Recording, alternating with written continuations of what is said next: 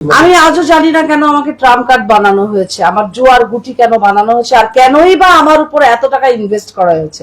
এই এই জিনিসটাই আমি প্রশাসনের দৃষ্টি আকর্ষণ করছি।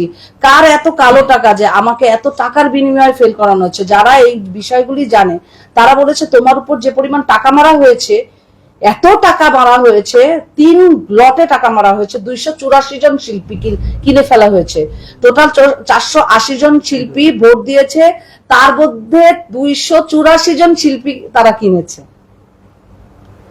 ফেলেছে, অর্ধেকের চাইতে বেশি কিনেছে। এখন এই কালো টাকার উৎস কি, কিংবা এই কালো টাকা যে মেরেছে, যে প্রার্থী, আমার প্রতিদ্বন্দ্বী প্রার্থী যে আমার উপর এভাবে টাকা ছুড়ে ফেলে আমাকে ফেল করিয়েছে, তো আমারও একটা জানার ইচ্ছা যে কেন এটা করেছে, আর এই টাকার উৎস কোথা থেকে, এত টাকার উৎস কোথা থেকে।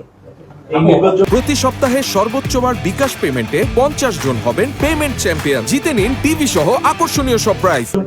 বৈধতা বলি বা হচ্ছে একটু আলোচনা আসার জন্য যে সকল নাম ব্যবহার করা হয়েছে, তার মধ্যে আপনি এবং রোজিনা পক্ষও দেখলাম হাঁটতে, আপনারও দেখলাম। আচ্ছা আমি বলি, কি যে ট্রাম্প কার্ড বলছিলেন, সেই ট্রাম্প কার্ডই বানানো হয়েছে নাকি নির্বাচনটাকে বৈধতা দেওয়ার জন্য বড় বড় শিল্পীদের বাহিরে রেখে? আচ্ছা আমি আপনাকে এই নির্বাচন, যেহেতু আমি 2 ইয়ার্স শিল্পী সমিতিতে ছিলাম, ওখানে নারী নক্ষত্র কি হয় সব কিন্তু আমি জানি।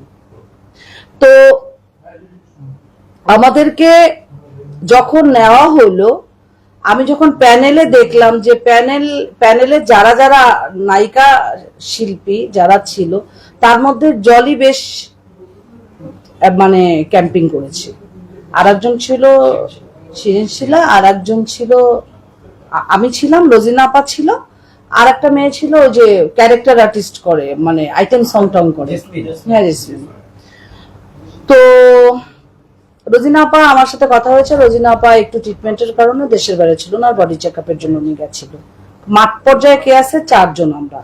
তার মধ্যে শিরিন শিলা মাঠে আসলে ওরকম জমে না, আমি দেখেছি যে ও জমাতে পারছে না, এবং কিছুটা জলি পেরেছে। জলি কিন্তু শিরিন শিলার থেকে মাঠটাতে অ্যাক্টিভ ছিল।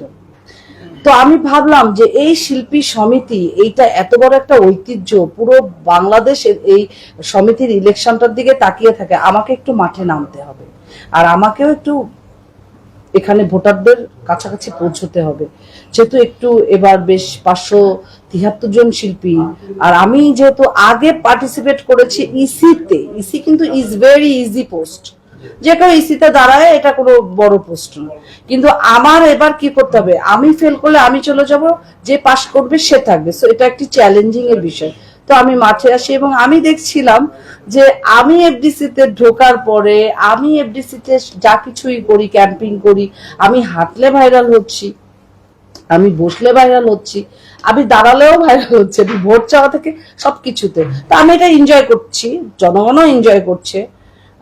তো এটা মনে করেন যে নির্বাচনের প্রচারণা হিসাবে আমি দেখেছি, কিন্তু এত সুন্দরভাবে, তখন কিন্তু কমিটেড, ভোটাররা আমার সাথে কমিটেড, তারা আমাকে ইলেকশনে ইলেক্টেড করবে।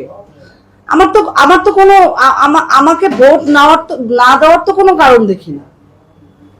আর আমিও জানি না, তখনও জানি না যে টাকার খেলার চক্রে আমি পড়ে যাচ্ছি, আমি কিন্তু জানি না। একটা মানুষ ইলেকশনে, আমার প্রতিদ্বন্দ্বী, যে সে উপহার সামগ্রী দিতে পারে, কিন্তু এইভাবে তো টাকা ছিটাতে পারে না। টাকার কাছে কি প্রকৃত শিল্পীরা প্রতিনিয়ত হেরে যাবে? দেখেন কতগুলি প্রকৃত শিল্পী এবার হেরেছে। একজন রোজিনা আপা হেরেছে, একজন নতুন আপা হেরেছে, আমি হেরেছি, ববির মতো নায়িকা হেরেছে, জলি যে এত অ্যাক্টিভ ছিল সেও হেরেছে।